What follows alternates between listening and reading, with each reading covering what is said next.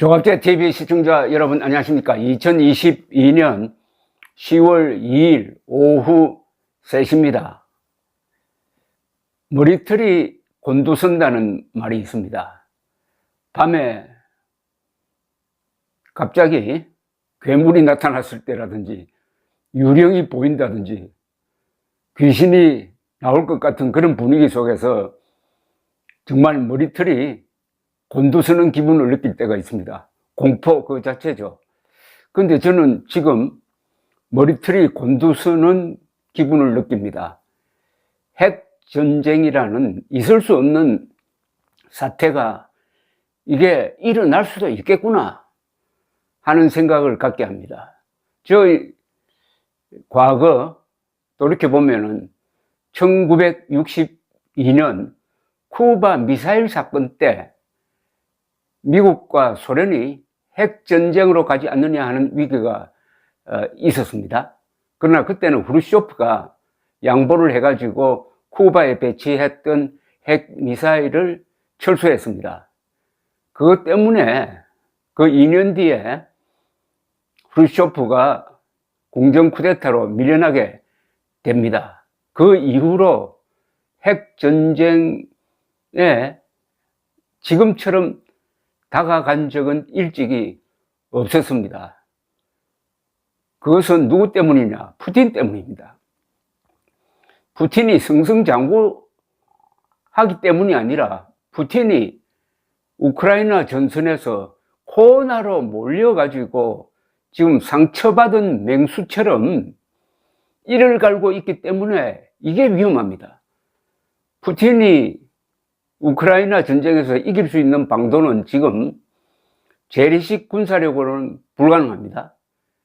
동원령을 내려서 30만 명을 추가 징집한다고 하더라도 그 사람들이 훈련받아가지고 전선에 투입되어가지고 효력을 발생하기까지는 1년 이상 걸린다고 합니다. 그런데 오늘 우크라이나 군이 또 요충지를 탈환했습니다. 동북 지방에 있는 리만이라는 도시입니다. 리만이라는 도시는 인구가 2만 명 밖에 되지 않지만 아주 전략 요충지입니다. 철로망이 허브 역할을 할 정도로 서로 교차하는 곳입니다.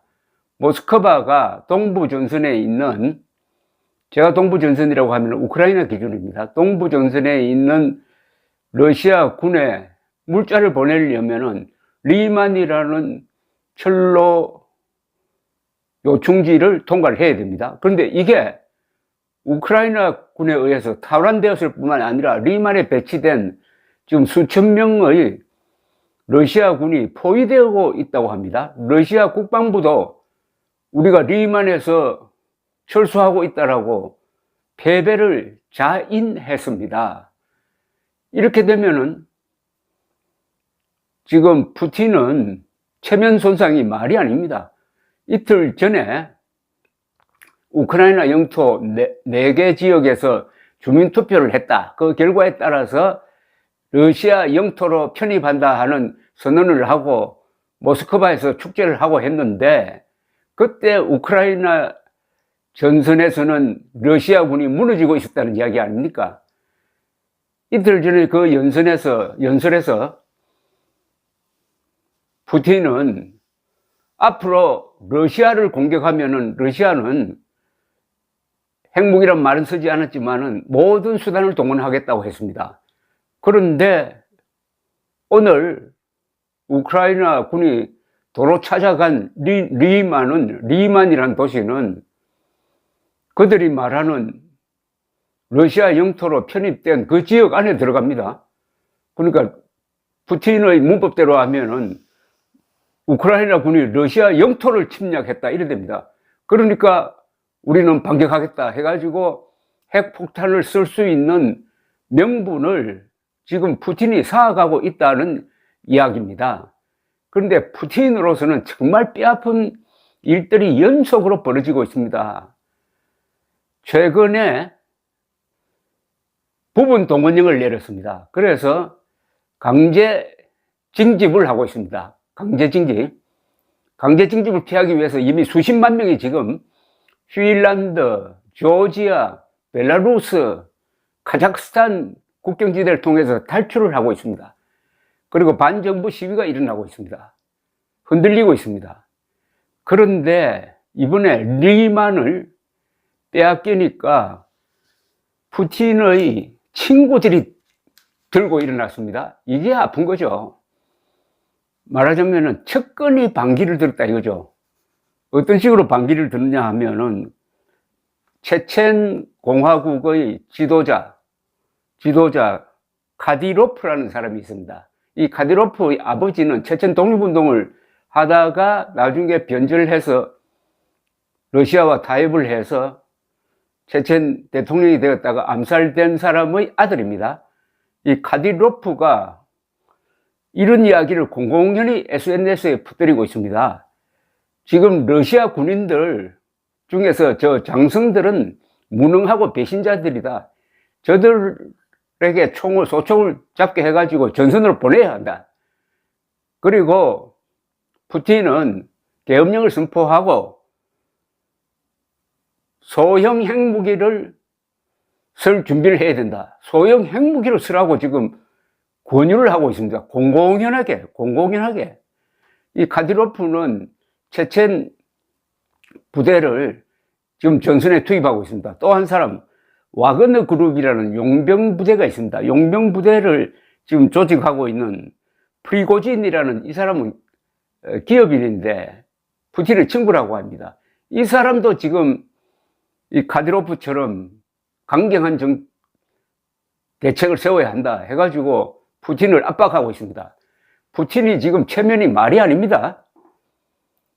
간단하게 끝날 걸로 해가지고 우크라이나 침공작전, 전쟁이란 말도 쓰지 않고 침공작전을 펴고 유대인 출신인 젤렌스키를 친나치주의로 규정을 해가지고 하루아침 해장 끓여도 안 된다.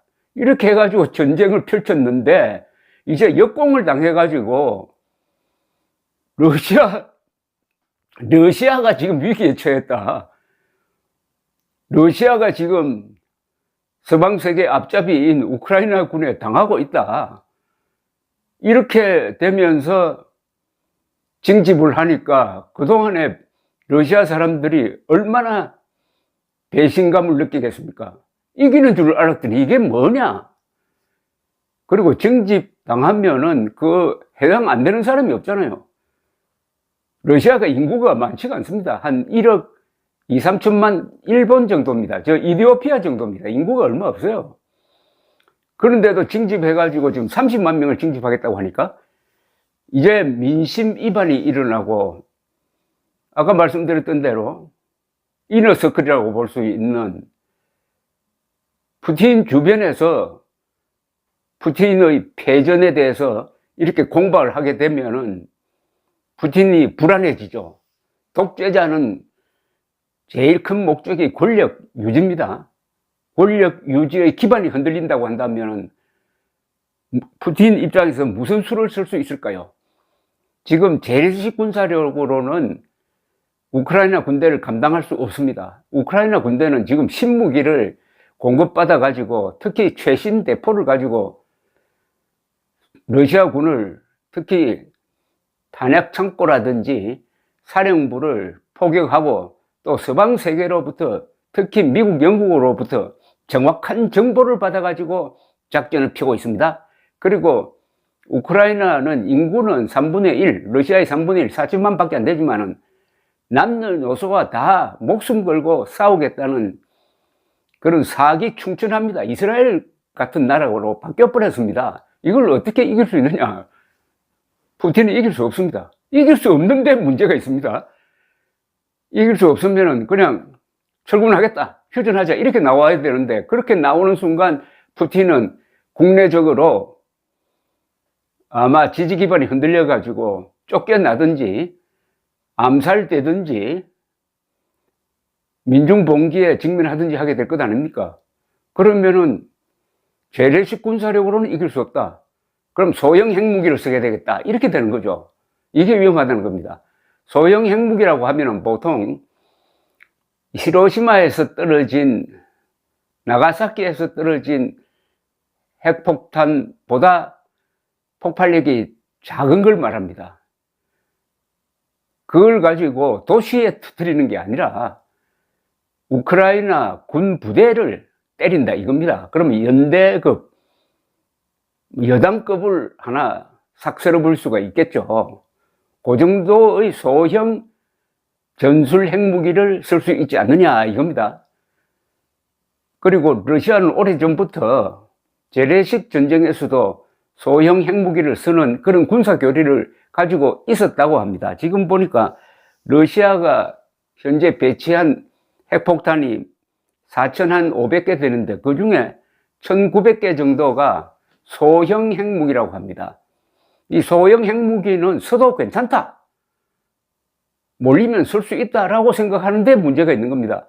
핵무기는 절대 안 된다는 게 아니라 소형 핵무기는 쓸 수 있다고 푸틴은 생각하고 있는데 문제가 있는 거죠. 자, 그런데 소형 핵무기를 쓴다고 합시다. 쓰면 그러면 푸틴이 이길까요? 이게 또 계산이 참 어려운 부분입니다. 일개 연대, 일개 여단을 삭스리 한다고 해가지고 우크라이나가 가만히 있을까요? 우크라이나를 돕고 있는 EU, 나토, 미국이 그러면 항복할까요? 자, 푸틴이 전술 핵무기를 써버리면은 도저히 용서할 수 없는 인간이 되는 거죠. 그러면 국제사회에서, 아주 유엔에서,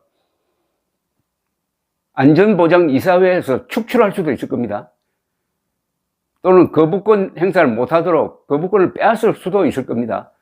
아니면은 국제사회에서 푸틴을 테러리스트로 규정을 해가지고 빈 라덴처럼 암살할 수도 있습니다. 이거는 전쟁 범죄니까요. 반인류 범죄니까. 그 다음에 과연 핵폭탄 쓴다 해가지고 이길 수 있느냐? 여단 일개 사달이 사라진다고 해가지고 지금 우크라이나가 손들 처지가 안 됩니다. 그렇다고 서방 세계가 손을 들겠느냐? 그 다음에 그걸 쓰려고 하는 순간에 과연 러시아 군이 이 명령을 따르겠느냐 하는 것도 지금 장담할 수 없으니까 불확실성이 많아졌다 이겁니다. 쓸 수도 없고 안 쓸 수도 없는 그런 상황으로 몰리고 있는데 문제가 있습니다. 지금 푸틴은 핵폭탄을 써야 할 그런 단계를 하나씩 밟고 있습니다. 이번에 합병한 우크라이나 영토 약 9만 평방킬로미터입니다. 이건 러시아 영토다. 앞으로 이 지역을 공격을 하면은 러시아에 대한 공격으로 간주해가지고 핵폭탄 쓰겠다. 이렇게 지금 논리를 갖출 수가 있습니다. 또 최근 연설에서 미국이 히로시마와 나가사키에 먼저 핵폭탄을 썼지 않느냐. 그러니까 우리도 쓸 수 있다. 이런 또 이상한 억지를 부리고 있습니다. 이러니까 제가 처음에 말씀드린 대로 머리칼이 곤두선다 이겁니다. 근데 이게 어디 달나라에서 일어나는 이야기입니까? 우크라이나에서 일어나고 있는 일, 여기서 만약 핵폭탄 투하가 이루어진다면 그 뒤의 사태는 한반도, 특히 대한민국에 크나큰 영향을 줄 것입니다. 우리는 푸틴보다 더 위험한 김정은이 있잖아요. 김정은이도 지금 전술핵을 개발하고 있습니다. 김정은이도 이미 남한이 재래식 무기로 공격을 해도 나는 핵으로 때리겠다고 하는 걸 법제화해가지고 우리를 위협하고 있습니다.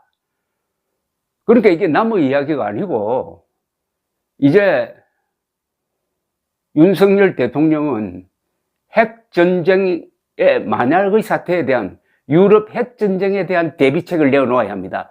유럽에서 핵전쟁이 일어나면은 북한이 반드시 거기와 연동돼 가지고 장난칠 가능성이 있습니다. 미국이 우크라이나 사태에 집중하고 있는 사이에 한반도에서 장난 한번 쳐보자. 이런 시나리오도 있지 않습니까? 백령도를 기습 점거한다. 국군이 반격하면은 김정은이가 이렇게 공갈칠 수 있습니다. 반격하기만 해봐라. 우리 핵무기로 서울 때리겠다 하면은 우리 국민들 들고 일어나가지고 그래 때려봐라. 결사항전하겠습니까? 아니면은 윤석열 정부 보고 백령도 포기하자 이렇게 나오겠습니까? 민주당이 누구 편을 들겠습니까 그때? 자, 우선 윤석열 정부의 국민의 한 사람으로서 요구하는 게 핵민방위 훈련하라는 겁니다. 왜 이 판국에도 핵민방위 훈련 안 합니까? 핵미사일 날라오면은 지하로 숨어들면은 살 수가 있어요. 어디로 가야 하는지. 지하시설 많지 않습니까? 왜 훈련을 안 합니까? 이거 훈련도 안 하고 맨날 북한의 핵위협 백날 이야기해봤자 우리 국민들 실감합니까? 다른 거 다 젖혀놓고 빨리 핵 민방위 훈련 합시다. 감사합니다.